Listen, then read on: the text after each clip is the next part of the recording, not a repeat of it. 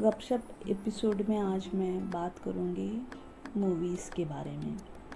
Kerala story 2 देखने के बाद मन बेचैन हो गया मेरा। केरला स्टोरी 1 भी देखी थी, पर उसे काल्पनिक कहानी सोचकर इतना सीरियसली मैंने नहीं लिया। पर 2 देखने के बाद पता नहीं इतना ख़राब क्यों लगा। एक बार कहीं मैंने पढ़ा था कि पंडित नेहरू जी को एक पत्र में सरदार वल्लभ भाई पटेल ने लिखा था कि मैं मुसलमान और हिंदू ऐसी कोई संस्कृति नहीं मानता। मनुष्य को किस तरह व्यवहार करना चाहिए, ऐसी कोई किताब होगी, इस पर मेरा विश्वास है। वेद और कुरान यह मनुष्य के दर्शन का आखिरी शब्द होगा, ऐसा मैं नहीं मानता।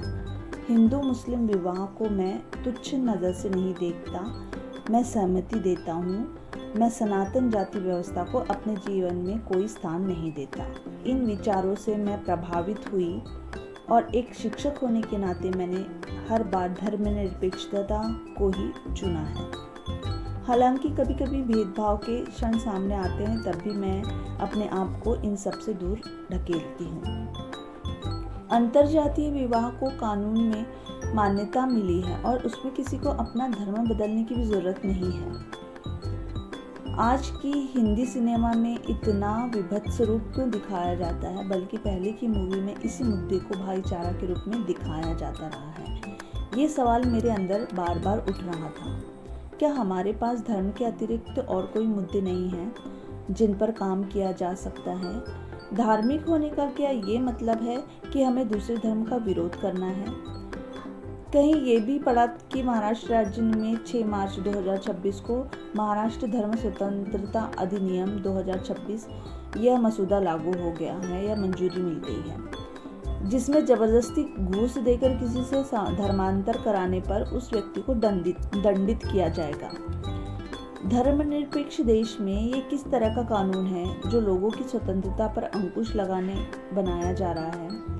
विवाह न करके लिविंग में रहने वाले लोग चलते हैं। 2 लड़कियां या 2 लड़के एक साथ विवाह कर सकते हैं। जब इस तरह के कानून बने तो लग रहा था कि चलो सबको अपनी तरह जीने का अधिकार मिल रहा है। पर जिस दिन से इस कानून के बारे में पढ़ा, मुझे तो हंसी भी आई और दुख भी हुआ। जहां हम सबको समाहित करने की बात करते रहे हैं, उसी देश में अब ये अलग मुद्दा खड़ा है। स्वतंत्रता का अधिकार कहाँ जा रहा है, ये सवाल भी उठता है। मुझे लगता है एक बार फिर से अधिकार और कर्तव्यों की जानकारी लेनी चाहिए। मूवी बॉन्ग देखी तो मन खुश हो गया।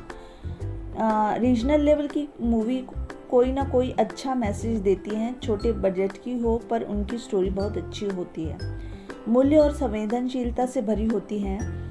मराठी मूवी नाळ और फैंड्री की याद आ गई देखने के बाद। कई हफ्तों तक दिमाग में इसलिए घूमती रही थी ये मूवी कि कितनी अच्छी मूवी बनाई है।